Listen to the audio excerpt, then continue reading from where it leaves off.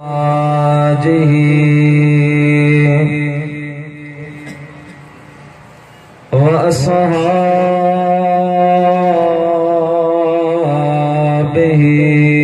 व अहबाइही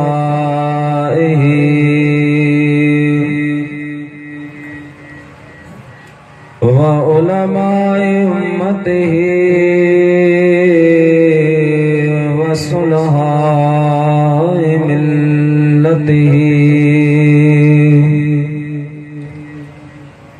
व फ़ुक़राए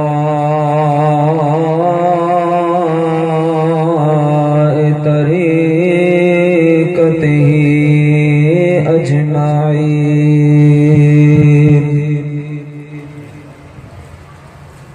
अम्मा बअदु फ़क़द क़ाल अल्लाहु तबारक व तआला फ़िल क़ुरआनिल मजीद वल फ़ुरक़ानिल हमीद। फ़अऊज़ु बिल्लाहि मिनश शैतानिर रजीम। बिस्मिल्लाहिर रहमानिर रहीम।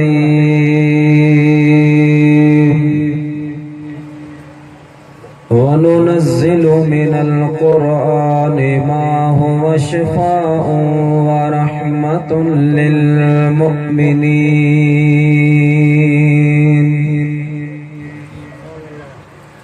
वक़ाल अल्लाहु तबारक व तआला फ़ी मक़ामिल आख़र अल्लज़ीना आमनू व हाजरू व जाहदू फ़ी सबीलिल्लाहि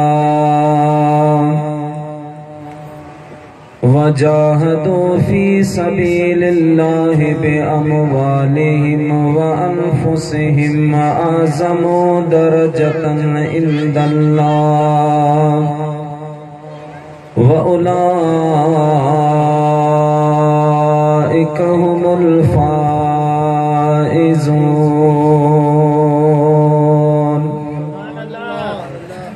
सदक़ल्लाहुल अज़ीम व बल्लगना रसूलुहुन नबियुल करीम व नहनु अला ज़ालिका लमिनश शाहिदीन व शाकिरीन वल्हम्दुलिल्लाहि रब्बिल आलमीन।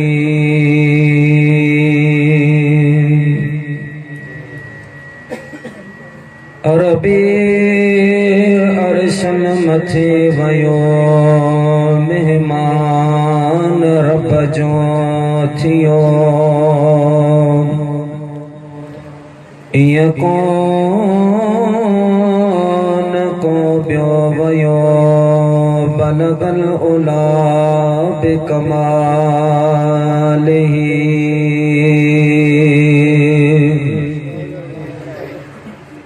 दिल जी दुआ मंज़ूर थी दुनिया ता ज़ुल्मता दूर थी। वयो मुल्क सारो नूर थी कशफ़त दुजा बिजमालिही। तारीफ़ सुहिणे जी बेबयां कहड़ो कंदी आजिज़ ज़बान। जिजो मौला आहे मदह ख़ां सुनत जमीउ ख़सालिही।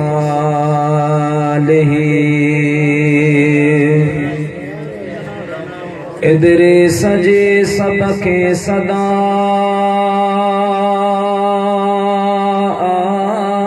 दस्त बस्ता इल्तजा। मोमिना पढ़ो सुबह शाम सल्लु अलैहि व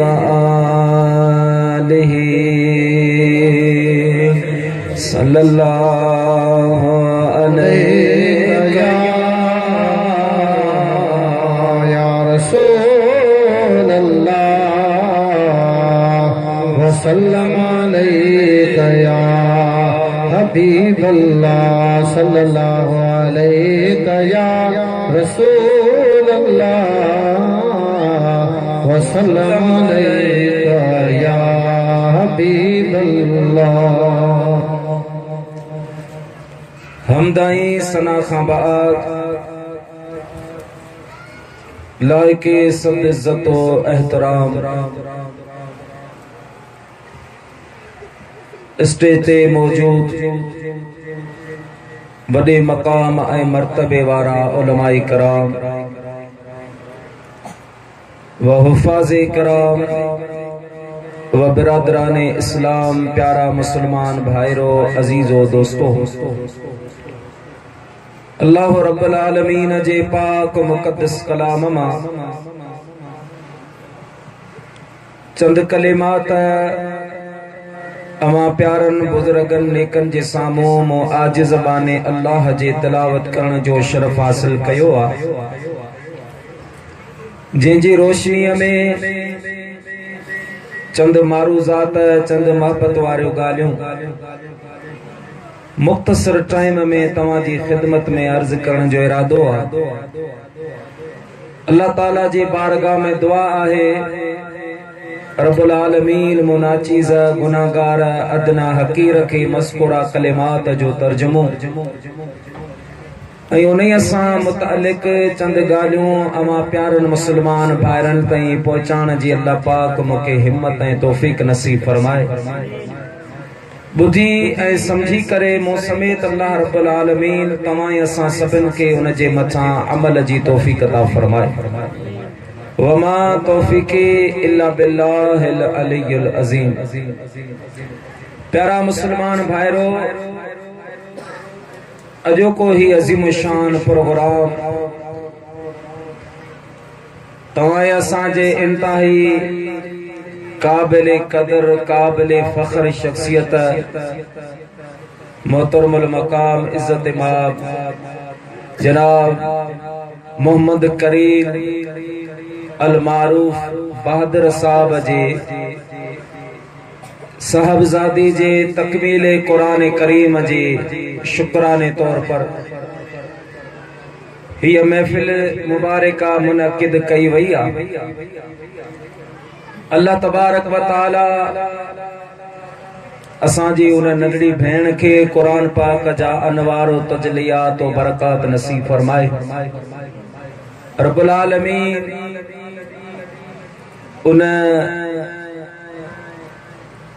शहजादी के कुरान पाक पढ़ण समझण उन जे मथां अमल जी तौफ़ीक़ ऐं सादत नसीब फरमाए। ऐं संदसि उस्ताद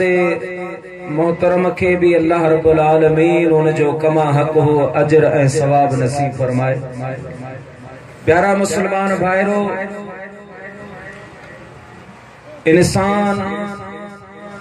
पंहिंजे औलाद के दुनिया अंदर कई हुनर कई तालीमूं कई तरीक़ा सिखाईंदो आहे, पर यकीन जानियो कुरान पाक जी जेका तालीम आहे उहे खुश नसीब वालिदैन आहिनि जिन जा बच्चा अल्लाह जो कुरान पढ़नि। ऐं अल्लाह पाक उन कुरान पाक पढ़ण जे सदके उन्हनि वालिदैन के दुनिया में भी शाद ऐं आबाद फरमाईंदो आहे, कबर ऐं हशर में भी कुरान पढ़ण वारनि के कुरान पढ़ाइण वारनि के अल्लाह रब्बुल आलमीन हिकिड़ो मुमताज मकाम अता फरमाए।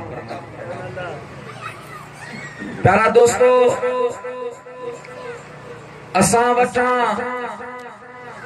ॿियो सभु चीज़ूं ख़त्म थी वयूं आहिनि। बरकत ख़त्म थी वई, मोहब्बत ख़त्म थी वई, रहमत ख़त्म थी वई। बस इहो अल्लाह जो कुरान आहे जंहिंजी बरकत सां ई जहान हली रहियो आहे। ऐं इहो बि तव्हां जी ख़िदमत में अर्ज़ कंदो हलां त ही अल्लाह जो क़ुरान तव्हां असांजे प्यारे महबूब नबीन जे सरदार सल्लल्लाहु अलैहि वसल्लम जो पंहिंजी उम्मत जे लाइ हिकिड़ो तोहफ़ो, हिकिड़ो गिफ्ट आहे, जो महबूबन करीमन फरमायो त जिन जो क़ुरान सां ताल्लुक़ हूंदो, क़ुरान सां जिन जो रिश्तो हूंदो, उहे दुनिया में भी फितनन खां, गुमराहियन खां महफूज़ रहंदा। क़यामत जे ॾियारे भी अल्लाह रब्बुल आलमीन क़ुरान पाक जी बरकत सां उन्हनि जा बेड़ा पार फरमाए। हदीस पाक में ईंदो आहे, जॾहिं तुंहिंजे मुंहिंजे महबूब करीम सल्लल्लाहु अलैहि वसल्लम जो आख़िरी ज़मानो आयो, जॾहिं महबूबन करीमन हिन दुनिया के अलविदा पे फरमायो, ऐं असांजो महबूब अॼु भी हयात ऐं ज़िंदा नबी आहे। पर अल्लाह तबारक व तआला जे अमर के हुक्म के लबैक चवंदे जॾहिं महबूबन बज़ाहिर पर्दो पे फरमायो, तॾहिं असहाबन जी जेका हालत हुई उहा इंसान बयान नथो करे सघे। उलमा मौजूद आहिनि, वॾा वॾा सैयदना अमीर उमर जहिड़ा सहाबी भी पंहिंजो होश दिमाग़ विञाए वेठा। पोइ किरोड़ हां सलाम आहिनि सैयदना सिद्दीक़ अकबर, सैयदना अबू बकर सिद्दीक़ जी ज़ात बाबरकात जे मथां, जे मुझे महबूब करीम सल्लल्लाहु अलैहि वसल्लम जे उम्मत जी रहबरी ऐं रहनुमाई फरमाई। बहरहाल जॾहिं महबूबन जो आखिरी वक्त आयो, असहाब किराम हीणा हा, कमजोर हा, सभई मिली करे मुझे महबूब जी दरबार में आयो। अल्लाह जे महबूब के अर्ज कयो, या रसूल अल्लाह, या हबीब अल्लाह, तव्हीं बज़ाहिर हीअ दुनिया छॾे वञी रहिया आहियो, असांखे कंहिंजे सहारे छॾे था वञो। मुझे महबूब करीम सल्लल्लाहु अलैहि वसल्लम फरमायो, तरक्तु फीकुम अस्सक़लैन, मुझा गुलामो, मां मुस्तफा तव्हां जे अंदर ब भारी ब वज़नी चीज़ों छॾे थो वञा। इन्हनि के तव्हां मज़बूती सां पकड़जो। ज़मीन फाटी सघे थी, आसमान किरी सघे थो, पर तव्हां जो ईमान केॾांहुं भी न वेंदो।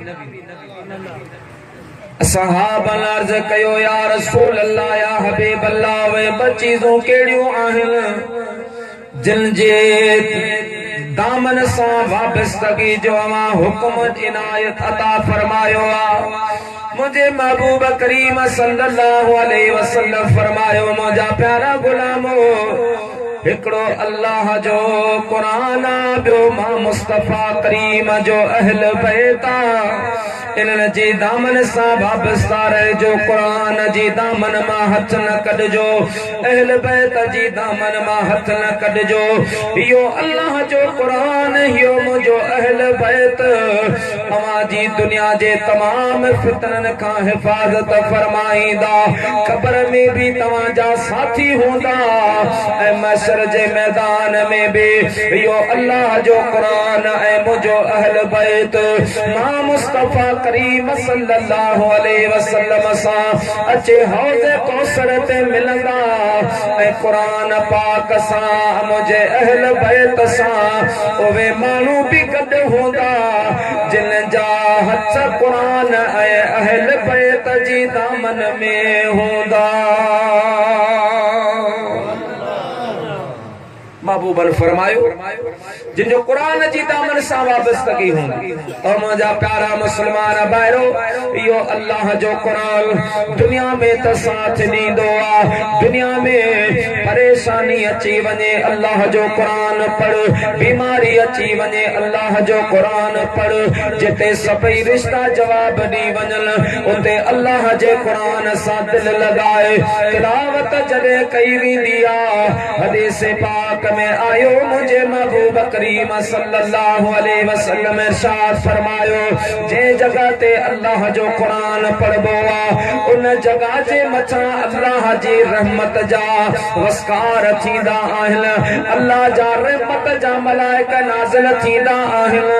पोइ ये कुरान पढ़ण वारा कुरान पढ़ाइण वारा अल्लाह जे रहमत में एडा त महव थी वेंदा आहिन जो रब्बुल आलमीन जी रहमत इन्हनि खे ढके छॾींदी आहे पोइ कुरान पढ़ण वारो तिलावत खां बाद में दुआ घुरे या न घुरे अल्लाह ताला जी ज़ात बाबरकात कुरान जी तिलावत जी बरकत सां उन जो दुनिया ऐं आख़िरत जो तमाम मुश्किलातों आसान फरमाईंदो आहे नमाज पढ़जी हज कजे रोजो रखजे हुकमात आखिर में दुआ घुरजे पर कुरान पढ़ण वारो दुआ घुरे या न घुरे अल्लाह रब्बुल आलमीन उन जी दुनिया ऐं आखिरत जो मुरादों पूरी फरमाए छॾे कुरान मुझे महबूब करीम सल्लल्लाहु अलैहि वसल्लम ते नाज़िल थियो अल्लाहु अकबर मुझे महबूब करीम जा गुलाम होइयो अल्लाह जो कुरान मुझे महबूब करीम जी ज़ात बाबरकात जो शान बयान करण वारो अल्लाह जो कुरान जेको दुनिया में साथ निभाईंदो कब्र में जिते अजीज छॾे वेंदा मिट छॾे वेंदा मण मिटनि जा ॾेई मोटी वेंदा पुठा मुझा प्यारा दोस्तों खबर बेकान वठंदा बेटा साहब रहमतुल्लाह अलैहि फरमाइंदो आ फर पंजो वेही तू केड़ियों कंदे ॻाल्हियूं हे जानी मानी मोटिया वर वनी ॾेई पो कल कान पे दाज ॾिनो कहिड़ो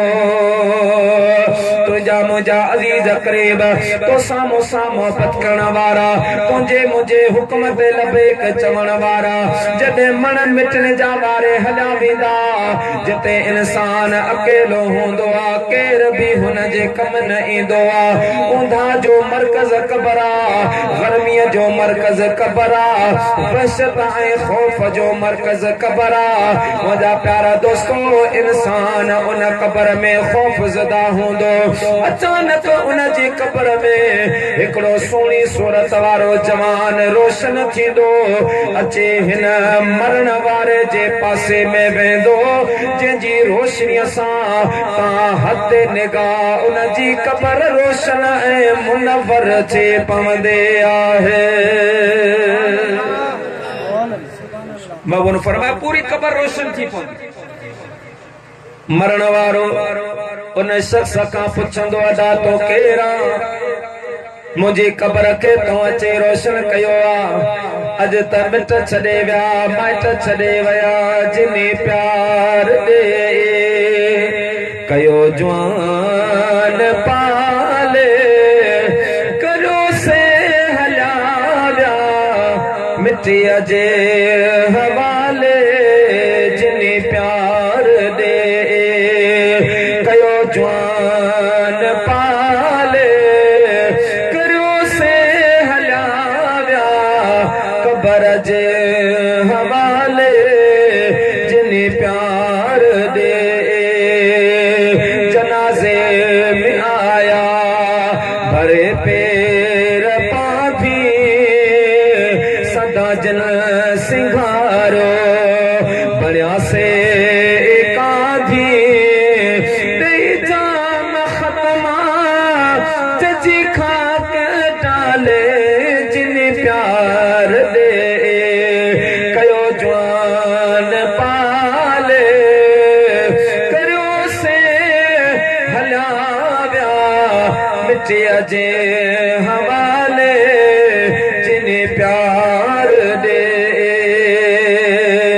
जेके कख भी बर्दाश्त न कंदा हा जेके मख भी बर्दाश्त न कंदा हा अज मण मिटन जा वारे हलिया विया आहिनि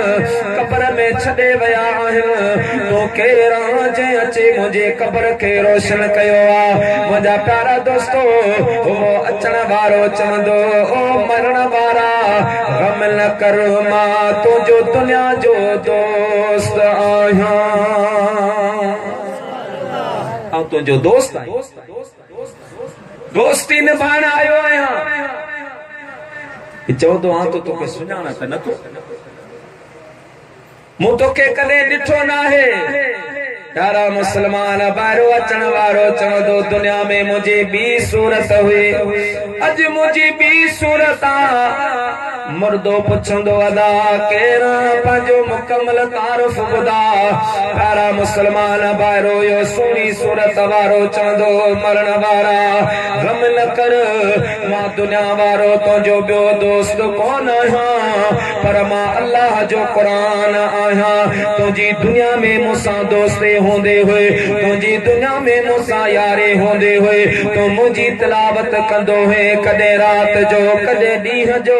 कॾहिं फजर जे वक़्त में कॾहिं फजर खां बाद में मुंहिंजे आयतन जे मथां तो गौर कंदो हुए मुंहिंजी तिलावत सां तुंहिंजे दिलि में सुरूर पैदा थींदो हुयो तुंहिंजे अखियुनि मां नीर वेही पवंदा हुया तुंहिंजी अखियुनि मां आंसू जारी थी पवंदा हुया तुंहिंजी दुनिया में मूंसां मोहबत हुई अॼु मां अल्लाह जो क़ुरान उते तुंहिंजो साथ ॾियण आयो आहियां जिते तुंहिंजा दुनिया जा यार छॾे वया दुनिया जा मिट माइट छॾे वया मां अल्लाह जो क़ुरान तोसां निभाइण आयो आहियां ऐं तोखे इहा मुबारक बि ॾियण आयो आहियां त मरण वारा तोखे मुबारक हुजे मुंहिंजी दोस्तीअ जी बरकत सां अल्लाह पाक तुंहिंजो नालो जन्नतन में लिखियो आहे महबूबन करीमन फरमायो कंहिंजी तमन्ना हुजे जन्नती इंसान दुनिया में ॾिसां पाण फरमायूं इहो वञी उन्हनि माण्हुनि जी ज़ियारत करे जेकी क़ुरान पढ़नि था क़ुरान पढ़ाइनि जेकी क़ुरान पढ़नि था क़ुरान पढ़ाइनि था तॾहिं मुंहिंजे महबूब करीम फरमायो खैरुकुम मन तअल्लमल क़ुरान व अल्लमहु अवां में भलो माण्हू उहो हूंदो आहे जेको क़ुरान पढ़ंदो आहे जेको क़ुरान पढ़ाईंदो आहे मुंहिंजा प्यारा मुस्लमानो कम त दुनिया में ॿिया बि घणा नमाज़ बि भली ॻाल्हि आहे रोज़ो बि भली ॻाल्हि आहे तबलीग बि भली ॻाल्हि आहे मुंहिंजा प्यारा दोस्तो हज ऐं उमरो बि भली ॻाल्हि आहे नेक अमल आहे पर मुंहिंजे महबूब ईअं कोन फरमायो भलो उहो आहे जेको पाण नमाज़ पढ़े ॿियनि खे पढ़ाए पाण रोज़ो रखे ॿियनि खे रखाए पाण हज करे ॿियनि खे हज कराए न न मुंहिंजे महबूब करीम ईअं कोन फरमायो पर जॾहिं क़ुरान करीम जी बारी आई आहे आमना जे लाल फरमायो अवां में भलो उहो आहे जेको क़ुरान पढ़ंदो आहे क़ुरान पढ़ाईंदो आहे क़ुरान पढ़ण वारो क़ुरान पढ़ाइण वारो दुनिया में रहे या न रहे उनजो अजर ऐं सवाब क़यामत ताईं उनखे मिलंदो मसलन असांखे उस्तादनि पढ़ायो पोइ असां जिन खे पढ़ायो या असां जिते वञी दीन जी तबलीग जी ॻाल्हि कई नेकी जी ॻाल्हि कई चो त ही जो कुझु बि आऊं ॻाल्हाए रहियो आहियां इहो मुंहिंजे माउ पीउ जी महिनत न आहे उस्तादनि जी महिनत आहे उस्तादनि जी अता आहे असां पढ़ियासीं असां पढ़ायो उन्हनि जे शागिर्दनि खे इहो सवाब असांजे उस्तादनि खे उन्हनि जे उस्तादनि खे उन्हनि जे उस्तादनि खे ॿिया जेके बि रिश्ता आहिनि उहे किथे न किथे टुटी वेंदा आहिनि पर क़ुरान पढ़ण ऐं पढ़ाइण वारो उहो मज़बूत रिश्तो आहे जंहिंजी निस्बत बराए रास्त आमना जे लाल नबी जे सरदार सां मुंहिंजे महबूब जो शागिर्द अबू बकर सिद्दीक मुंहिंजे हबीब जो शागिर्द सैयदना अमीर उमर मुंहिंजे महबूब जो शागिर्द हज़रत उस्मान ज़ुन्नुरैन मुंहिंजे महबूब जो शागिर्द हज़रत अलीउल मुर्तदा शेर खुदा प्यारा दोस्त बुजुर्गो क़ुरान नाज़िल करण वारो रब्बुल आलमीन आहे पढ़ाइण वारो आमना जो लाल आहे पाण फरमाई इन्नमा बुइस्तु मुअल्लिमा अल्लाह पाक मां मुस्तफा के पूरी दुनिया जो उस्ताद बनाए मोकिलियो तो उस्ताद वारो जेको निस्बत आहे ये बराए रास्त मदीने वारे मीर सां मिलंदी आहे। मुंहिंजा प्यारा दोस्त मित्र को इंसान मरी वञे पर 4 लफ्ज उन जा पढ़ायल हूंदा तो जेस ताईं उन जा शागिर्द पढ़ंदा या उन्हनि ॿियनि खे पढ़ायो अल्लाह तबारक व तआला जी ज़ात बाबरकात उन सवाब जे हिस्से मां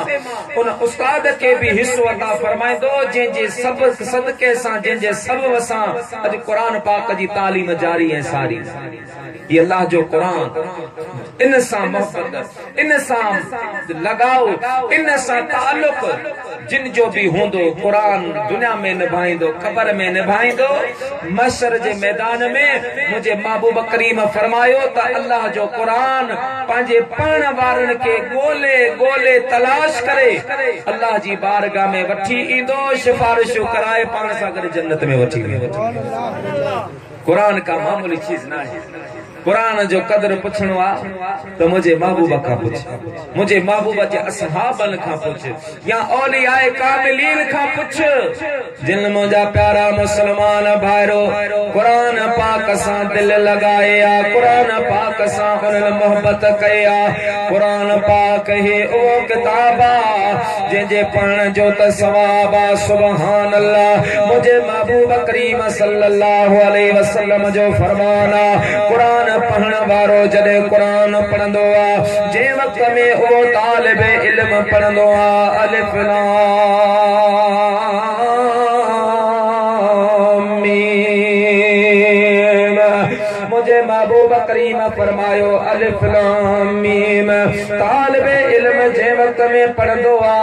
अल्लाह ताला जी ज़ात बाबरकात उनके 90 नेकियूं अता फरमाई 30 नेकियूं अता फरमाईंदो आ 30 दर्जात बुलंद फरमाईंदो आ 30 गुना अल्लाह पाक उन जा माफ़ फरमाए छॾींदो आ। मुझे महबूब करीम फरमायो मां नथो फरमाया त अलिफ लाम मीम हिकिड़ो हरफ आ बल्कि पाण फरमायो अलिफ जुदा हरफ आ लाम जुदा हरफ आ मीम जुदा हरफ आए मुझा प्यारा गुलाम जॾहिं बि को अवामा अलिफ लाम मीम पढ़ंदो आ अल्लाह ताला जी ज़ात बाबरकात उनखे 90 नेकियूं अता फरमाईंदो आहे। 90 दर्जा बुलंद हिकिड़ो दर्जो ज़मीन खां आसमान तक 90 दर्जा बुलंद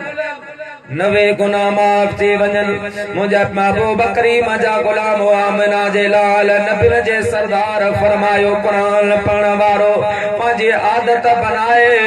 रोजानो जॾहिं अल्लाह जे कुरान जी तिलावत सिर्फ़ हिकु रुको जेको करण जो आदि हूंदो आहे मुंहिंजा प्यारा मुस्लमानो भले गुनाहगार हुजे बदकार हुजे पर कुरान पढ़ण वारो आहे कुरान जी तिलावत करण वारो आहे। नबी जे सरदार करीम फरमायो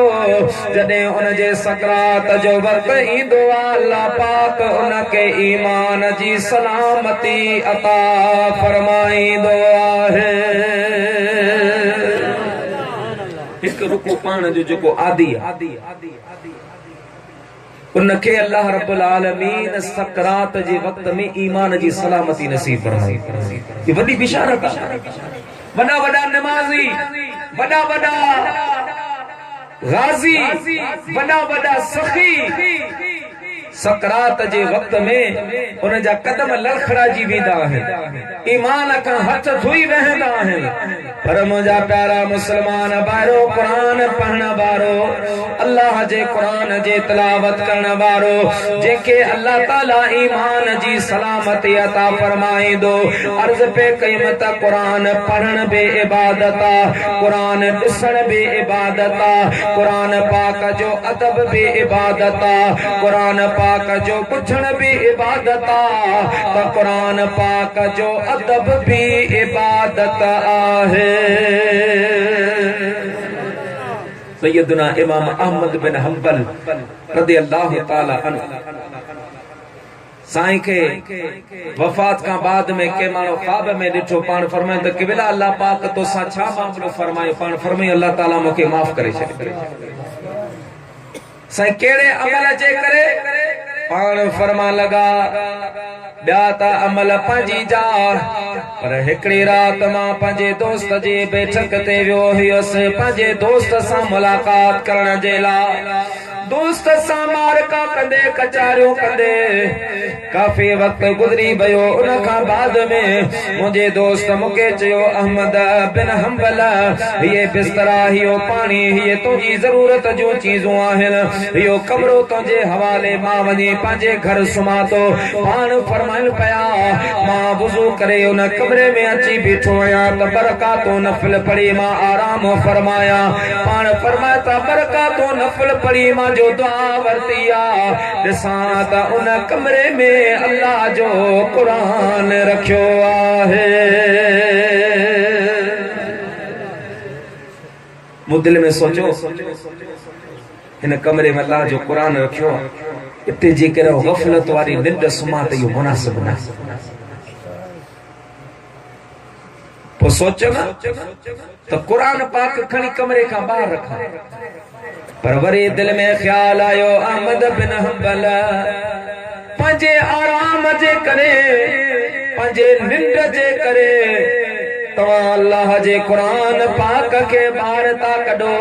पाण फरमाइनि था मूंखे इहो बि मुनासिब न लॻो बिल आख़िर मां छा कयो आहे ॿई हथ ॿधी करे अल्लाह जे क़ुरान जे अदब में मां उते बीही रहियो आहियां न सुतो आहियां न लेटियो आहियां न वेठो आहियां क़ुरान जे अदब में बीठो रहियसि हता के फजर जी आज़ान अची वई मां नमाज़ पढ़े दोस्त खां मोकिलाए रवानो थी वयस जॾहिं मां मरी वयसि अल्लाह ताला जे ज़ात बाबरकात मूंखे फरमायो अहमद बिन हंबल तुंहिंजा ॿिया बि अमल मूं रब जी बारगाह में क़बूल आहिनि पर अॼु जेका तोखे जन्नत मिली रही आहे इहा उन जो बदिलो आहे जो तो दुनिया में मूं रब करीम जे क़ुरान जो अदब कयो आहे क़ुरान जे अदब सां बि अल्लाह राज़ी थींदो बिशर हाफ़ी तव्हां ॿुधो हूंदो उलमान खां गुनाहगार हो बदकार हो शराबी नशे जी हालत में अचे पियो कागज़ जो टुकड़े ते निगाह पई त बिस्मिल्लाह शरीफ लिखी पई खणी आ प्यारा दोस्तों ने ता गलाज़त साफ कया गंदगी साफ कया ॾिसे लिखियो पियो आहे बिस्मिल्लाहिर रहमानिर रहीम अल्लाह बे अल्लाह जो नालो रहमान भी अल्लाह जो नालो रहीम भी अल्लाह जो नालो खणी चुमी अखियुनि ते रखिया प्यारा दोस्तों पंहिंजे घर खणी आयो आहे अतर अंबेर लॻाए मथां ई जॻह ते रखिया बिशर हाफ़ी वरी भी नशे में गरक थी वियो आहे दुआ कर रब करीम तोखे मूंखे क़ुरान जो अदब नसीब फरमाए अज त अदब मोकिलाए दरसी किताबन में कुरान जो आयतों हदीसूं अखबारात में कुरान जो आयतों हदीसूं उहे वर्क उहे पना गलिन में पिया हुंदन असां खाण जी भी ज़हमत कोन कंदा हिन ते को मुबारक लफ्ज होंदो असां लतारे हला वेदा आहियूं प्यारा दोस्तों बिशर हाफ़ी उहे कागज़ खया उहे पना खया उन तां गंदगी साफ कई अल्लाह ताला जे ज़ात बाबरकात मुझा प्यारा मुसलमान भाइरो उन वक्त जे कामिल वली हजरत ख्वाजा बायजीद बुस्तामी रहमतुल्लाह अलैहि इल्हाम फरमायो त बायजीद बुस्तामी सुबानी फजर जे नमाज पढ़ी वनी बिशर हाफ़ी के मूं रब करीम जा सलाम भी दे ऐं चओ त अल्लाह पाक तो जो नालो शराबिल मां कदी पंहिंजे वलिन में लिखायो आहे बायजीद बुस्तामी अर्ज कयो मुंहिंजा मौला बिशर हाफ़ी शराबिया शराबिया कबाबिया शराबी मानू में हया कान होंदिया अल्लाह ताला जी ज़ात बरकत फरमायो बायजीद असां बिशरा हाफी जी तकदीर तब्दील फरमाए छलिया मुझा प्यारा दोस्तों बुजुर्गो बिल आखिर किस्सा मुख्तसर हजरत ख्वाजा बायजीद बुस्तामी रहमतुल्लाह अलैह हले आया बिशरा हाफी के मुझा प्यारा भाकर पातो आहे फरमा लगा बायजीद बिशरा हाफी तो के मुबारक हुजे अल्लाह ताला जे ज़ात बरकत को सा दोस्ती जो ऐलान फरमायो आ मुझा प्यारा दोस्तों बिशरा हाफी अर्ज कयो मुझा साईं मां त गुनाहगार बदकार आहियां यो केड़े अमल जो सदको आ यो केड़ी इबादत जो सिलो आ हजरत बायजीद बुस्तामी फरमायो बिशरा रब तो फरमाए तो मुझे कुरान जे आयत जो अदब कयो आ मां रब्बुल आलमीन उन अदब जे करे तो जो नालो शराबिन मां कढी पंहिंजे भजन में लिखियो आहे कुरान जो अदब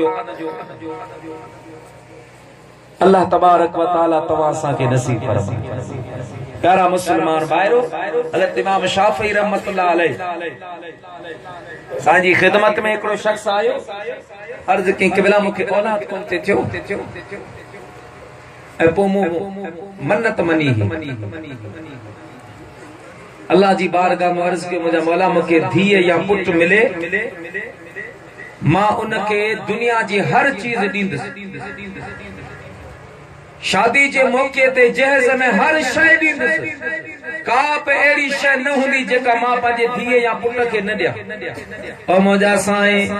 उन वक़्त में मां अमीर हुयसि उन वक़्त में मां सरमाएदार हुयसि उन वक़्त में पैसा हुया उन वक़्त में ताकत हुई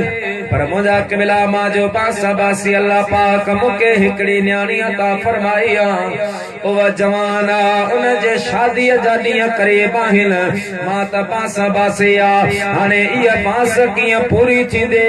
हज़रत इमाम शाफ़ी रहमतुल्लाह अलैह फरमायो पुट तुंहिंजी न्याणी क़ुरान पढ़ियल आहे पाण अर्ज़ कई न मुंहिंजा साईं क़ुरान पढ़ियल न आहे हज़रत इमाम शाफ़ी रहमतुल्लाह अलैह फरमान लगा अदा तो वनी पंहिंजी न्याणीअ खे अल्लाह जो क़ुरान पढ़ा क़ुरान जी तालीम ॾे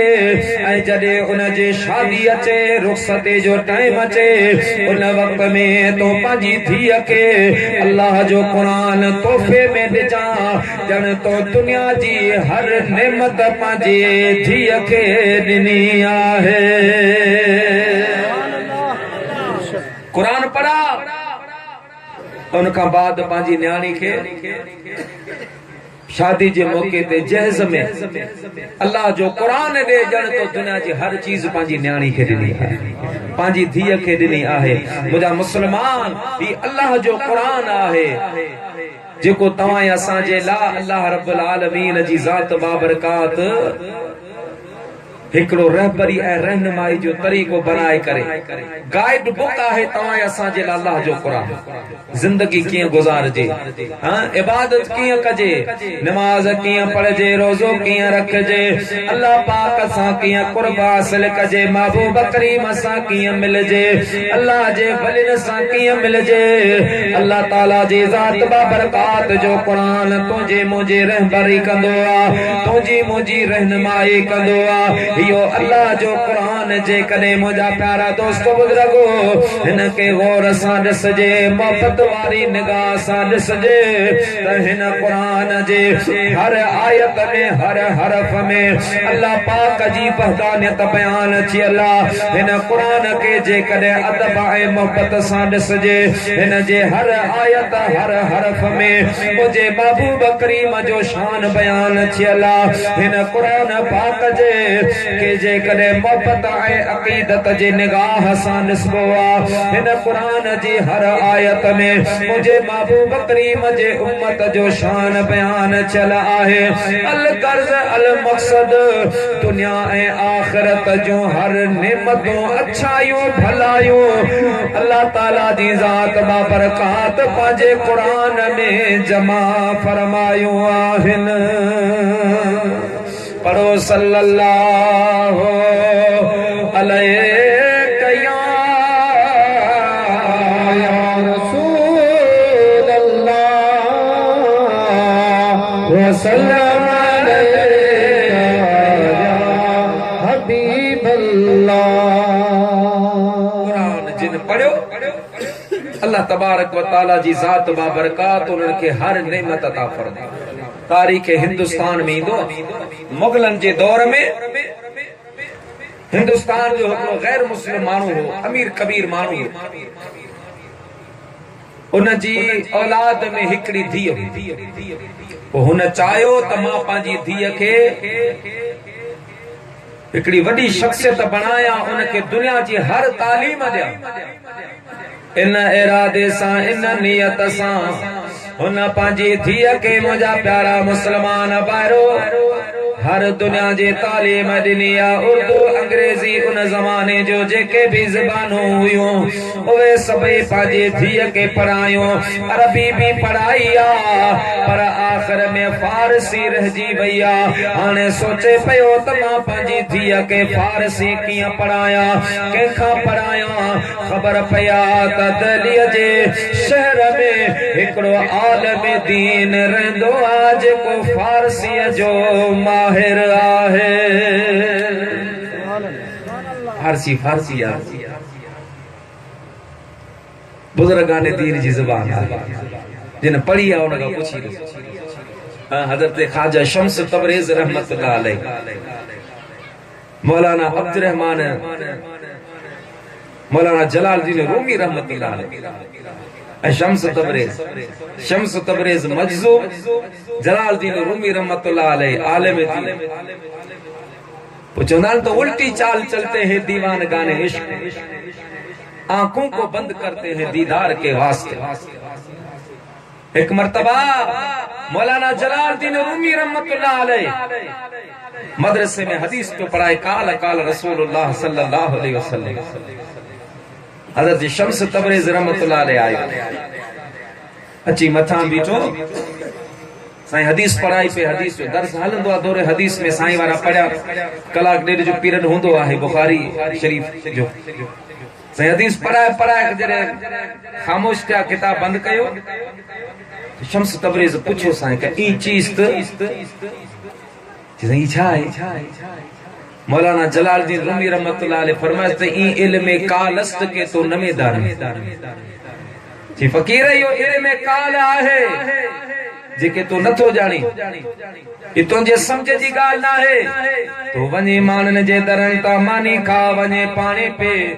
तूं वञी माण्हुनि खे बेवकूफ़ बना। मुंहिंजा प्यारा मुस्लमान भाइरो जलालुद्दीन रूमी रहमतुल्लाह अलैह शम्स तबरेज़ जी हूअं बि मुखालफ़त कंदो हुयो।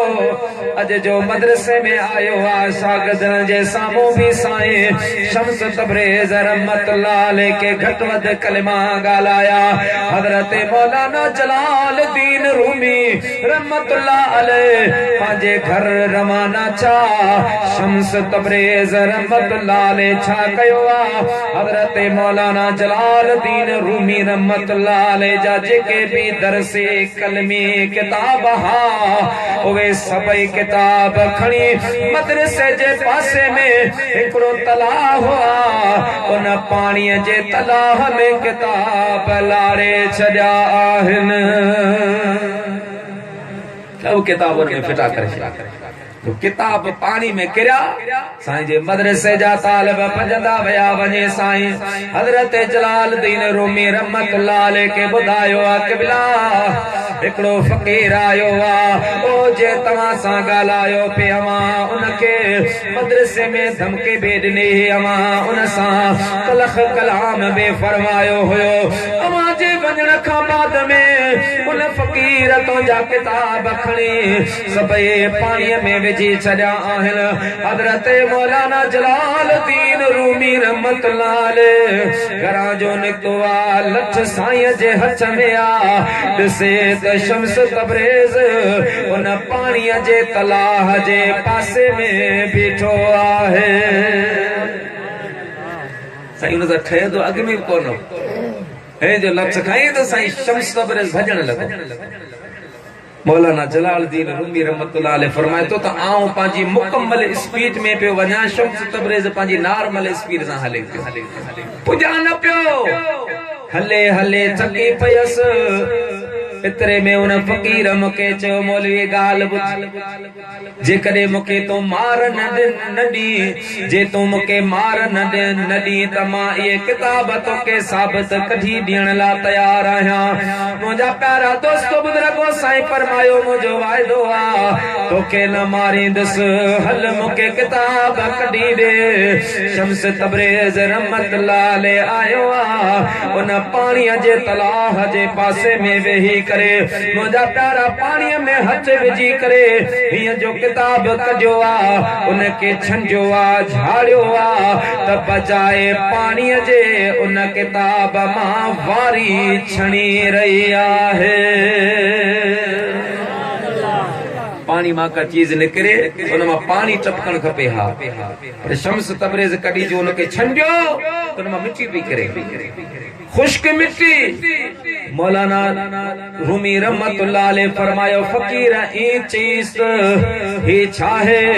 फकीर मुर्गी फरमा लगो मौलाना ए इल्म हालस्त के तो न मैदानी।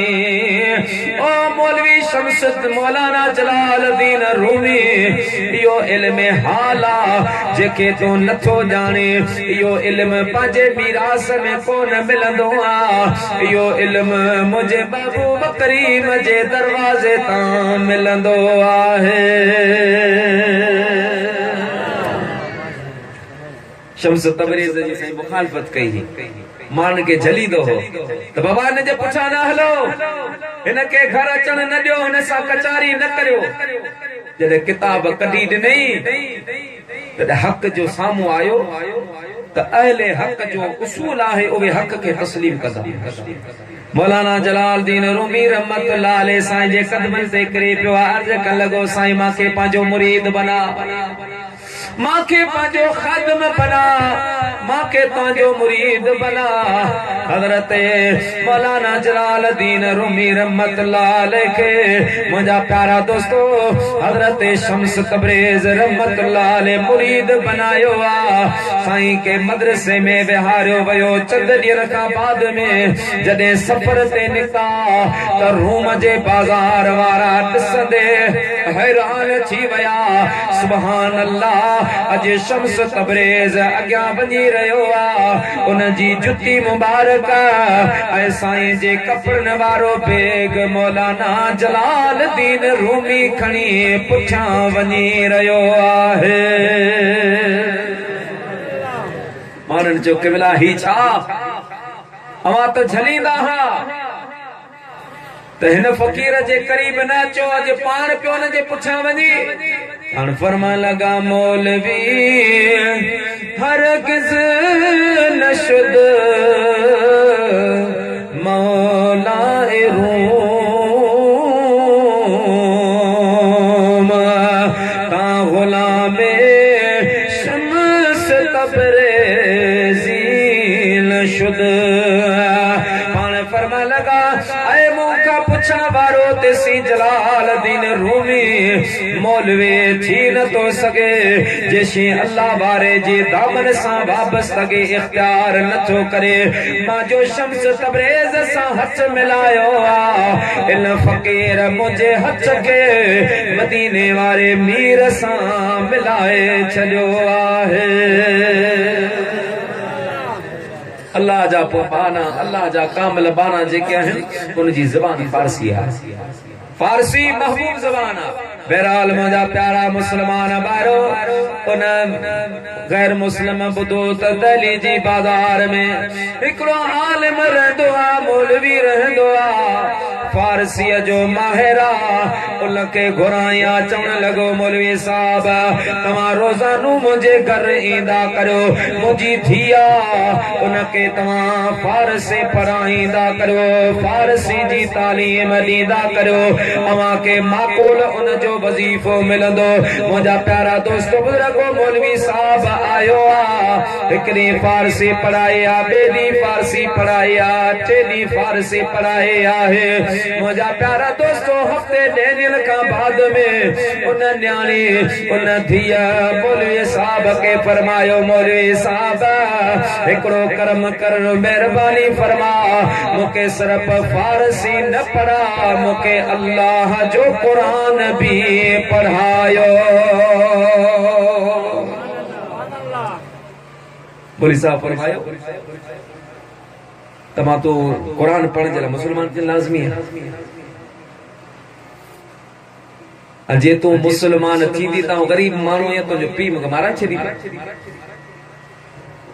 बगैर कलमे पढ़ जे ता कुरान न तो पढ़ाए सके इयो भी कोशिश कंदा करो महबूबन जी हदीस पाण फरमाए जी कोशिश सा जी मेहनत सा को हिकड़ो भी मानू इस्लाम में दाखिल चो अल्लाह तबारक व तआला उन कोशिश करण वाले जो नालो जन्नत में लिखी छड़ी सुभान अल्लाह अवां जो को दोस्त अवां जो को यार अवां जो को ज़ेर असर अवां जो को ताल्लुक वारो जो को इस्लाम का मावरा आहे गैर मुस्लिम आहे अवां उनते कोशिश कई अवां उनके समझायो अवां उनके माइल कयो इस्लाम जी तरगीब ॾिनी उन अवां जी सोबत में अची जेकॾहिं कलमो पढ़ियो हेॾा इहो कलमो पढ़ंदा होॾा रब्बुल आलमीन तुंहिंजो नालो जन्नत में लिखी छॾींदो बहरहाल उन न्याणी चयो मौलवी साहब बाबो ज़ालिम माण्हू आहे पर तूं मूंखे कलमो पढ़ा मां ईमान भी आना थी कलमो पढ़ा थी उन खां बाद मूंखे क़ुरान पढ़ा मां तोसां वाइदो थी करा पंहिंजी ईमान खे मां लिकाए रखंदुसि छुपाए रखंदुसि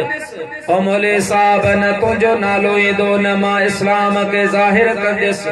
मुंहिंजा प्यारा मुस्लमान भाइरो मौलवी साहब उन माई साहबा के अल्लाह जे कुरान जी तालीम ॾिनी आहे कलमे पढ़ण खां बाद में जियां जो अल्लाह जो कुरान माई पढ़ियो आहे ओ मुंहिंजा प्यारा दोस्तो बुजुर्गो कुरान पढ़ंदी वई आहे अरबे अगे ॼाणंदी आहे कुरान मुकम्मल छो आहे मौलवी साहब के अर्ज़ कन लगे मौलवी साहब अञा भी फारसी जो कोर्स पूरो कोन छो आहे 2 महीना रहन पया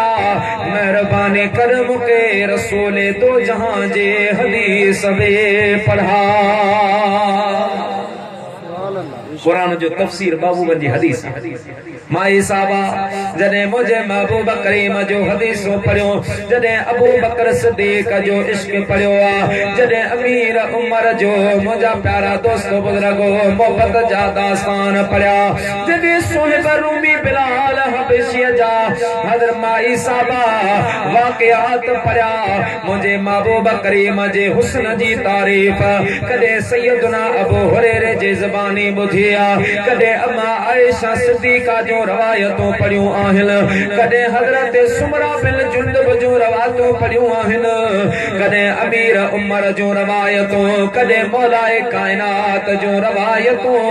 माए साहबा पढ़ियूं आहिनि खुद ब खुद हिन माईअ जे दिल में मुझे महबूब मोहम्मद जो इश्क पैदा थे पयो आहे महबूबन जी मोहब्बत वधण लगी मौलवी साहब के चया मुझा साईं हाने त मुझे दिल में अल्लाह जे हबीब जी मोहब्बत वधी वई महबूब करीम सा इश्क थी वयो जदे खां थिया मुके साना सुपेरन जी तदे खां तर जे तरो एक वेलम विसरियाव वो अंदर रूह मुझा सजन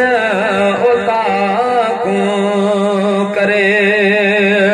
मौलवी साहब हाणे अहिड़ो को अमल ॿुधा जो मूंखे ख्वाब में मुंहिंजे महबूब करीम जो दीदार थे पवे मौलवी साहब ॿुधायो त महबूब ते सलात पढ़ंदी दुरूद पढ़ंदे रहिया रात जे टाइम में जॾे इश्क जा उदमा उथंदा हा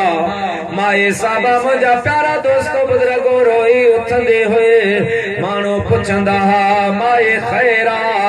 ज़बाने हाल सां कंहिंखे पंहिंजो हाल ॿुधाए मुंहिंजा प्यारा ॿुधाइण ते पाबंदी लॻी पई आ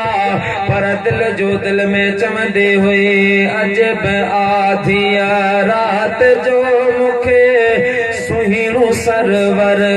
याद पियो मुंहिंजी निंड नेणनि जी पिटी मूंखे हो त हर हर याद पियो अजब आधी रात जो मूंखे सुहिणो सरवर याद पियो मुंहिंजी निंड नेणनि जी पिटी मूंखे हो त हर हर याद पियो इश्क मारण मारिया मूं मग मदीने जा सारिया मूं मग मदीने जा सारिया इश्क मारण मारिया मूं मग मदीने जा सारिया मूं मग मदीने जा सारिया घोड़ा घड़ियों किया धारिया घोड़ा घड़ियों किया धारिया मूंखे रात रह पर याद पियो मुंहिंजी निंड नेणनि जी पिटी मूंखे हो त हर हर याद पियो इश्क उदमा था उथल मुंहिंजा जोश जेरा था जलन मुंहिंजा जोश जेरा था जलन इश्क उदमा था उथल मुंहिंजा जोश जेरा था जलन मुंहिंजा जोश जेरा था जलन सिंध में सिकायल कीअं सुमन जंहिंखे रात रह पर याद पियो निंड नेणनि जी पिटी मूंखे हो त हर हर याद पियो सुभान अल्लाह अल्लाह पाक तोखे मूंखे भी महबूब जी यादगिरी नसीब फरमाए प्यारा दोस्तो माई साहबा महबूब अल करीम सल्लल्लाहु अलैहि वसल्लम जे मोहब्बत में तड़पण दिया रूह दिया किनमा नीर बही दिया अल्लाह जे हबीब करीम के सदी दिया मोहम्मद मोहम्मद करो दिल पुकारे इदा मैल केड़ी निमाणी निहार मोहम्मद मोहम्मद करो दिल पुकारे इदा मैल केड़ी निमाणी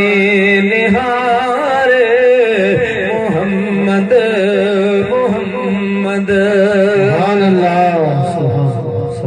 महबूब अल करीम अलैहिस्सलातु वस्सलाम सां जेका मोहब्बत आहे जेको ताल्लुक आहे इन में जेतिरी तड़प हूंदी आहे इश्क में इजाफो थींदो आहे कॾहिं कॾहिं मुंहिंजा प्यारा दोस्तो पंहिंजो दर्द बि कंहिंखे ॿुधाए नथी सघे पंहिंजो हाल बि कंहिंसां ओरे नथी सघे जो बाबो बि दुश्मन आहे मां बि दुश्मन आहे अजीज करीब बि दुश्मन आहिनि मुंहिंजा प्यारा दोस्तो दिल जो दिल में लिकी कॾहिं हीअं पे चवंदे हुए मुझे इश्क जो या महबूब खुदा मुझे इश्क जो या महबूब खुदा आगाज भी तू अंजाम भी तू मुझो ताअत मिल्लत मजहब तू मुझो दीन भी तू इस्लाम भी तू मुझ मुझे इश्क जोया महबूब खुदा मुझे इश्क जोया महबूब खुदा आगाज भी तू अंजाम भी तू मुझो ताअत मिल्लत मजहब तू मुझो दीन भी तू ईमान भी तू मुझे इश्क जोया आही आस भी तू उम्मीद भी तू बियो कौन ॾिठो सवा तुझे मुंह आही आस भी तू उम्मीद भी तू बियो कौन ॾिठो सवा तुझे मुंह मुझे कुर्ब जो काबो किबिलो तू वो मुझे कुर्ब जो काबो किबिलो तू मुझो हज भी तू एहराम भी तू मुझे इश्क जोया आही हुस्न अज़ल जो राज भी तू कुदरत जो नाज हुमाज भी तू महबूब भी तू मतलूब भी तू महबूब भी तू मतलूब भी तू कासद भी तू पैगाम भी तू मुझे इश्क जोया महबूब खुदा आगाज भी तू अंजाम भी तू मुझे इश्क जोया महबूब खुदा ये हबीबन के सदाई दे और मुझा प्यारा मुसलमान बारो माए साबा जो इश्क अची परवान चढ़ियो आ महबूबल करीमन सा मोहब्बत वधी वैया हिकड़ी उहा बेनसीब वारी रात आई आहे जो हिन माए साबा के ख्वाब जी हालत में मुझे महबूब जे शहर मदीनो ॾेखारियो वियो आहे जी हालत में जो मदीनो ॾिठई अञा मस्त थी पया अल्लाह पाक के अर्ज पे करन लगे मुझा मौला जाहिर तमा मदीने न थी वनी सगा जो बाबो दुश्मना अम्मा दुश्मना पर मुझा मालिक तुझे खजाने में कमी काने का मुझा अल्लाह मुझी दिल थी चवे त जडे मां मरी वना मुझो मदफल मदीनतुल मुनव्वरा बलजे माई साबा ये तमन्ना रखी अल्लाह जी बारगाह में दुआ वठंदी ही मुहिंजा अल्लाह साईं मुझो अर्ज़ ही अघाई आरज़ू असीने में मुझो मौत थे मदीने में मुझो मौत थे मदीने अल्लाह साईं मुझो अर्ज़ ही अघाई आरज़ू सीने में मुझो मौत थे मदीने में मुझो मौत थे मदीने में पढ़ो सल्लल्लाहु अलैहि या रसूल अल्लाह वसल्लम अलैका या हबीब अल्लाह। प्यारा दोस्तों जो को थकी पियो सो भई हथ मथी तो बहादुर मुके जो तो पूरो घंटो तकरीर करनी है। प्यारा मुसलमान भाइरो माई साबा जे इश्क में मोहब्बत में इजाफो थियण लगो आ बिल आखिर मुझे महबूब करीम सल्लल्लाहु अलैहि वसल्लम सा मोहब्बत रखण वारे अल्लाह जे महबूब करीम सा प्यार करण वारे मुझे हबीब ते लिकी लिकी दुरूद पढ़ण वारे मुझे हबीब के निंद में सडण वारे माई साबा आहे। फिरा के इश्क मुस्तफा में मुझा प्यारा दोस्त बुजुर्गो बीमार थी पई आहे बिस्तरे हवाले थी भैया हकीम आंदा वया तबीब आंदा वया मुझा प्यारा डॉक्टर आंदा वया पर जेको भी हकीम तबीब अचे पयो जिया पियो हिन जो इलाज करे इया हिन माया जो मर्ज वधी रहियो आहे ना दवा असर न पी करे को इलाज असर न पियो करे मैं गुलाम नबी मैं सर रहमतुल्लाह अलैह फरमाइंदो आ अस्पतालन मां थी आया इश्क वारा ला इलाज अस्पतालन मां थी आया इश्क वारा ला इलाज से झोरीअ में प्या झुरंदा यार जिल के याद आ कुर्ब में जो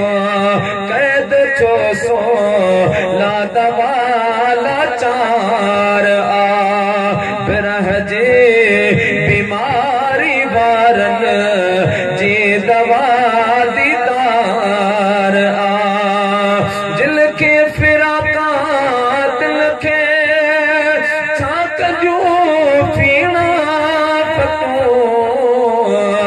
जिया विछोड़ो इया वधे इश्क जो आज़ार आ कुर्ब में जो कैद छो सो ला दवा लाचार आ हे दिली दिल दर्द हेदा चो भला किया चाक छे सिर डे प्या सूर वठ जन हे इश्क जो वापार आ सिर डे प्या सूर वठ जन हे इश्क जो वापार मेरा मुसलमान भाइरो बीमार थी बिस्तर हवाले थिया हकीम आया तबीब आया मुझा प्यारा दोस्त बुजुर्गो केर भी इया न पियो चवे तका माए ठीक थींदे कमजोरी लायक थी भैया एक मरतबा बाबू अचे मथा बैठो आ अमर अचे मथा बैठे आ बाबे जी अखिन मां लुड़क अची भया मुझी थिया मां तुझे ला केड़ा ख्वाब ॾिठा हा तू बैनुल अक़वामी शख्सियत थींदी दुनिया में दुनिया जे बैनुल अक़वामी मानन में तुझो शुमार थींदो पर अल्लाह जिंदगी तो सा वफा न पे करे इहो तुझो हाल आ न का दवा ते लगे न का दुआ ते लगे न का फकीर थी फर्क करे ओ मुझे थिया मां तुझो बाबो भी मजबूर आहियां हाणे तुझी का आखिरी हसरत हुजे का दुआ हुजे का तलब ऐं तमन्ना हुजे मां तुझो बाबो पूरी करण चाहियां थो उन न्याणी धीअ जे अखियुनि में लुड़क अचे वया ज़बाने हाल सां पंहिंजे बाबे के चवण लगे बाबा जेका तलब दिल में आहे जे ॿुधाईंदस पूरी तो कोन कंदे पर मुझा बाबा आखिरी तो सा मुझे ये गुजारिश आहे मेहरबानी कर उन मौलवी साहब के घुरा जे मुके फारसी पढ़ाए आहे उन मौलवी साहब के आंदो वियो मौलवी साहब उन छोकरी सा उन न्याणी सा बैठो उस्ताद शागिर्द हा जरे मौको मिलियो तेरे भाई साहब अचो मौलवी साहब तो सा वफादारी कई मुझे मथा एडियो आज़माइशूं अची वयूं पर मूं तुंहिंजो नालो न खयो हाणे मूंखे ख़बर आहे न मर्ज़ मां उथण मुश्किल अन बीमारी मां ठीक थियण मुश्किल पर मौलवी साहब मुझा उस्ताद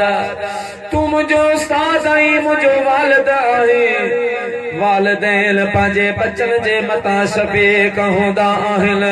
अवां भी मुझा बाबा आयो अवां मुझे मथा शफीक आयो तुझे हथां मूंखे क़ुरान मिलियो आहे तुझे हथां मूंखे कलमो मिलियो आहे तुझे तवस्सुल सां मूंखे रसूल दो जहां जो रस्तो मिलियो आहे उस्ताद जीअं एॾियूं करम नवाज़ियूं कयूं अथई हाणे महिरबानी कजां मुंहिंजे ज़िंदगीअ जा आख़िरी लम्हा जॾहिं मां मरे वञा मिट माइट दफ़न करे वेंदा उन वक़्त में मूंखे त ज़ाहिरा काफरन जे तरीके मुताबिक न गुस्ल ॾिबो न कफन ॾिबो न जनाज़ो पढ़ाइबो मूंखे ईअं दफन कंदा तोखे इहा वसियत आहे त मुंहिंजे जनाज़े खे क़बर खोटाए ॿाहिरि कढाए जा गुस्ल बि ॾिजां कफन बि ॾिजां मुंहिंजे महबूब करीम जे तरीके शरीयत मुताबिक मूं मिस्कीन जो जनाज़ो पढ़ाए वरी मूंखे क़बर जे हवाले कजां मन अल्लाह पाक मूं मिस्कीन ते मदीने वारे जे सदके रहम फरमाए मौलवी साहब जे अखियुनि मां लुढ़क अची विया फरमा लगा तो मुझी मां मुझे तो वायदो आहे इंशाअल्लाह मां तुंहिंजी वसियत ते अमल कंदसि तुंहिंजे इन आरज़ूअ खे मां पूरी करण जी मुकम्मल कोशिश कंदसि मुंहिंजा प्यारा मुस्लमान भाइरो माई साहबा जे हसरत मुताबिक जॾहिं माई साहबा वफ़ात करे वई आहे वॾे माण्हूअ जी थी आहे ऐलान हलिया इहो मौलवी साहब बि आयो आहे अचे करे उन जे माईअ जे मुंहिंजा प्यारा दोस्त बुज़ुर्गो उन जे रस्मन में शरीक थियो आहे ॾिसे पियो किथे पई क़बर खोटजे किथे पे दफन चे मौलवी साहब ॾिठो आहे रात जे टाइम में उन मौलवी साहब ॿ टे औरतूं पाण सां ॿ टे मर्द पाण सां करे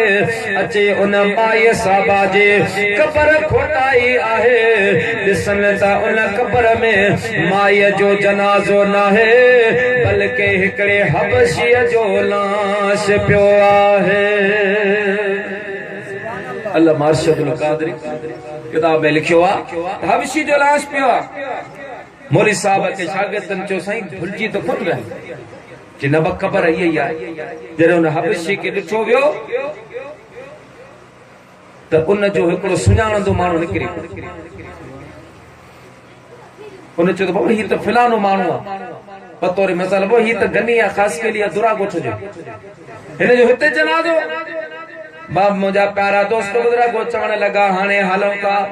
उन माण्हूअ जो पुछा करियो था जंहिंजो हुयो जनाज़ो आहे क़बर खे बंदि करे उन इलाइक़े में विया जितां जो हबशी आहे चवण पुछा कयूं आहे ॿुधायो वियो आहे त वफ़ात करे वियो आहे चवण लॻा असांखे क़बर ते वठी हलो असांजो वॾो दोस्त हुयो मुंहिंजा प्यारा क़बर ते वठी विया रात जो उन जी क़बर खोली आहे त उन जी क़बर में हबशी नाहे बल्कि हिकिड़ो अरब सगोरो पियो आहे मौलवीअ खे ॻाल्हि सम्झ में न आहे मुंहिंजा प्यारा दोस्तो उन जी अरब जी क़बर खे बंदि करे बरकातूं नफ़ल पढ़ी करे मौलवी साहब अल्लाह जे हबीब जी बारगाह में अर्ज कयो मुंहिंजा महबूब करीम मुंहिंजी रहनुमाई फरमा अल्लाह जी बारगाह में दुआ कयां मुंहिंजा मालिक करीम मां छा करियां वसियत ते कीअं अमल चे मां त मुकम्मल कोशिश कई आहे पर सबब नज़र न पियो अचे मुंहिंजा प्यारा दुआऊं वठी वठी मौलवीअ खे निंड जो झोंको आयो आहे त उन निंड जे झोंके में मौलवी साहब खे उन माई साहबा ख्वाब में पंहिंजी ज़ियारत कराए आहे अर्ज़ करण लगी मौलवी साहब अवां खे जेका मां वसियत कई अवां ते अमल जी कोशिश कई आहे तव्हां जी महिरबानी तव्हां वधीक ज़हमत न कयो मौलवी साहब फरमा लगा मुंहिंजी मां मूंखे ॿुधा भला तूं किथे रहंदे आहीं हिते तुंहिंजो जनाज़ो नाहे अर्ज़ करण लगे मुंहिंजा उस्ताद जॾहिं मूं क़ुरान पढ़ियो क़ुरान पढ़ंदे पढ़ंदे मुंहिंजे इश्क मोहब्बत में इज़ाफ़ो अची वियो जॾहिं मां हदीस पढ़ी त मूंखे क़ुरान सम्झ में अची वियो पोइ उन हदीस जे करे मुंहिंजे महबूब जी मोहब्बत महबूबनि जी मोहब्बत मुंहिंजे दिलि में जॻह वरिती ऐं मूंखे मदीने पाक जी ज़ियारत नसीब थी पोइ दुरूद ऐं सलाम पढ़ंदे पढ़ंदे मूंखे अल्लाह जे हबीब जी कुर्बत नसीब थी पोइ आख़िरी ज़माने में मां अल्लाह पाक जे बारगाह में ये अर्ज़ कया हां मुंहिंजा मौला मां बज़ाहिर हज उमरे ते नथी वञी सघां बज़ाहिर मां काबतुल्ला नथी ॾिसी सघां मदीनतुल मुनव्वरा नथी ॾिसी सघां पर मुंहिंजा मौला तुंहिंजे खजाने में कमी काने का या अल्लाह मुझो मदफन मदीने पाक में बना वो ये ये मुझो आहूं मुझो लुलाट मुझो ये सदाऊं मदीने वारे मीर कबूल फरमायो जडे मां मरी वयस अल्लाह ताला जी जात बाबरकात फरमायो मलाइको इन माया जी कबर माइटन त खोटी दहलीअ में आ पर हिन माया जे जनाज़े के जन्नतुल बकिया में मुंतकिल कयो वञे प्यारा मुसलमान भाइरो तो कुरान अल्लाह पाक जो वो किताब आ जेके मोहब्बत सा पढ़ंदे पढ़ंदे खुद ब खुद दिल में इश्क मुस्तफा पैदा थी पवंदो आहे बशर्त के मोहब्बत जी निगाह सा पढ़े मोहब्बत जी निगाह सा जेकर पढ़दो तो कुरान पाक जी हर आयत में शान मुस्तफा नजर ईंदो कुरान तो मोहब्बत सा पढ़ हर आयत तो के बुधाई दे मुझा जान बजल बनवारा वल्लैल जुल्फल वारा मुझा जान बजल बनवारा वल्लैल जुल्फल वारा सद बार बनाए मां सदको मुझा कामिल कुर्बन वारा सद बार बनाए मां सदको मुझा कामिल कुर्बन वारा मुझा जान बजल मनवारा वल्लैल जुल्फल वारा मुझा जान बजल बनवारा वल्लैल जुल्फल वारा सद बार बनाए मां सदको मुझा कामिल कुर्बन वारा सद बार बनाए मां सदको मुझा कामिल कुर्बन वारा जो कुरान कुरान नाज़िल शान मुस्तफा में थियो आहे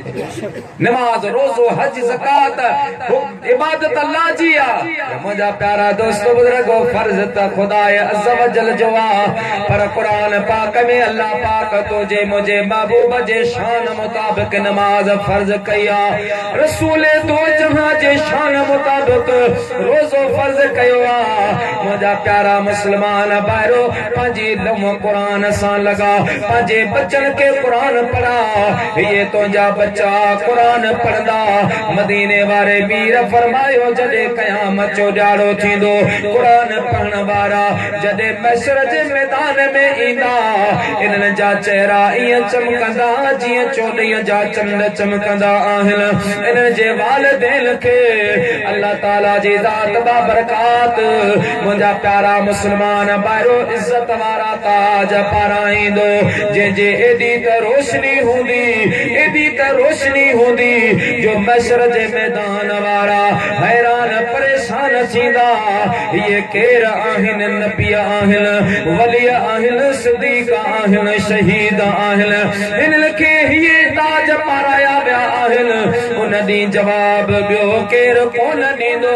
अल्लाह ताला जी ज़ात बरकात पाण फरमाईंदो ऐं महशर जे मैदान वारो ये उहे खुश नसीब माण्हू आहिनि जिन दुनिया में पंहिंजे बच्चन के कुरान पढ़ायो हो पर कुरान पढ़ाइण जो फैज़ ऐं बरकतूं तॾहिं मिले थियूं जॾहिं उस्ताद कामिल हूंदो आहे दारो मदार सॼो उस्ताद ते हूंदो आहे उस्ताद जे कामिल आहे त शागिर्द बि अहिड़ो थींदो तो चवंदा आहिनि त हर शागिर्द मां उन जे उस्ताद जी अहलियत जो अंदाज़ो लॻाइबो आहे त शागिर्द जेकॾहिं आहे त उन जो उस्ताद केॾो शान वारो हूंदो उस्ताद जेतिरो कामिल हूंदो कई इहे बि उस्ताद आहिनि ना बा